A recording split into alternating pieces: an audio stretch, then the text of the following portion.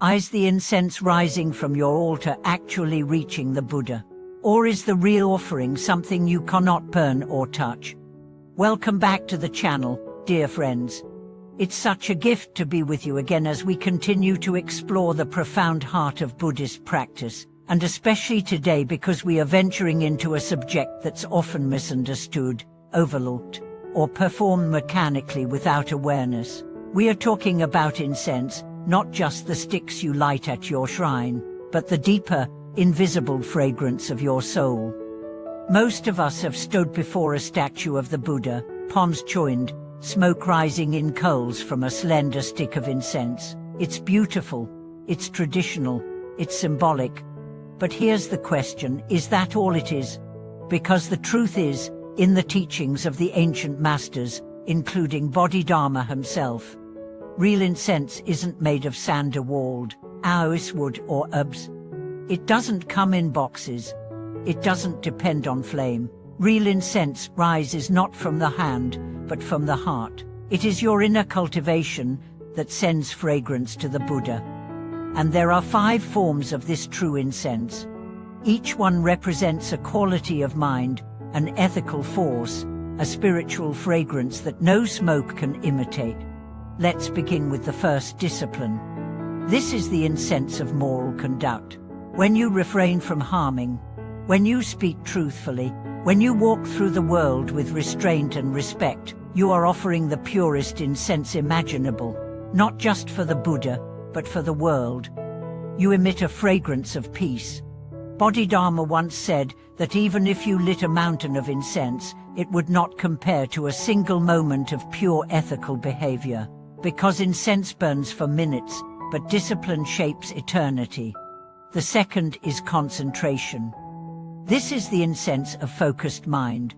When your awareness gathers into a single flame, whether through meditation, mindful walking, or chanting, you produce a fragrance more sacred than any resin. The scattered mind is like wind-blown ash, but the concentrated mind is like sacred fire. It illuminates everything.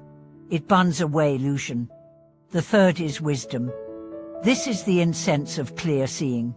When you penetrate through appearances and see things as they are, impermanent, interdependent, empty of ego, you are not just understanding the Dharma. You are embodying it. You're releasing the fragrance of awakening itself. And this fragrance reaches not only Buddhas and Bodhisattvas but everyone you meet. Your wisdom becomes the invisible scent that blesses the world. No match needed. Just insight. The fourth is liberation.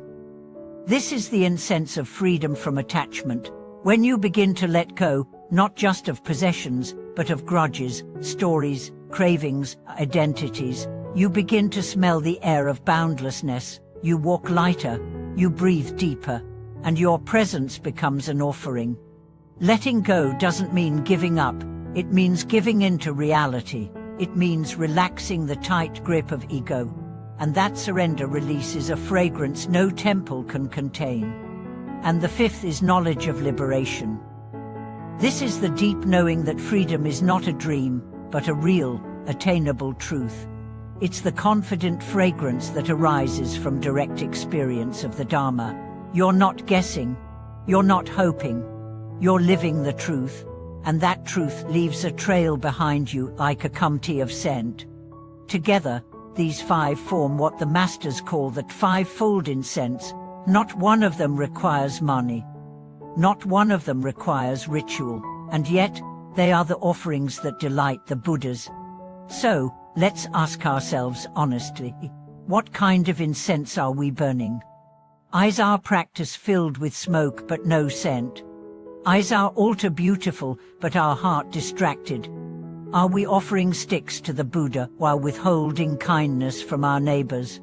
Because real incense is not just a temple act, it's a lifestyle. It's in how you speak to your parents, how you forgive your partner, how you work with integrity, how you sit in silence when it would be easier to scream. Every time you choose compassion over anger, honesty over image, discipline over desire, you're lighting true incense. And here's the The Buddha doesn't need your incense. He's already awake. But you need it, because the fragrance you offer is the atmosphere you breathe. When you cultivate virtue, you live in a garden. When you cultivate ignorance, you live in smoke. Let me tell you a story. There was a young man who visited a famous monastery. He brought the finest incense from India, wrapped in silk, sealed in gold. He offered it with great ceremony, but the abbot simply smiled and said, "Your gift is lovely, but tell me, have you stopped lying to your parents? Have you stopped gossiping about your friends?" The young man was stunned. "No, not yet," he admitted. The abbot bowed and said, "Then keep your incense. It will smell sweeter once it rises from your conduct." That lesson changed his life. He returned home and began a journey not of collecting ritual tools, but of transforming his heart. That's the path for all of us. Your temple is your body. Your altar is your breath. Your incense is your intention. And when your actions align with truth, even your silence carries perfume. So how do you begin? Start small. One act of honesty. One moment of mindfulness. One compassionate thought. These are incense sticks of the Spirit. Light them. Let them burn quietly. Let them rise. And know this, no act of virtue is ever wasted. Even if no one sees, the universe remembers. The Buddha sees. And most importantly, you become someone worth following, not because of robes or titles, but because of your scent. So next time you light incense, ask yourself, am I also burning away my anger, my pride and my fear? If not, start there. Because incense on the altar is nice, but incense in the heart is divine. Let me close with this. The real offering is not what you place before the Buddha. It's who you become while doing it. So please share in the comments what kind of invisible incense have you been offering lately? What challenges you? What inspires you? Like this video if it brought clarity to your practice. Subscribe to the channel to stay connected with teachings that nourish the soul. And share it with someone who might need this gentle reminder today. Thank you for watching this video. See you next time.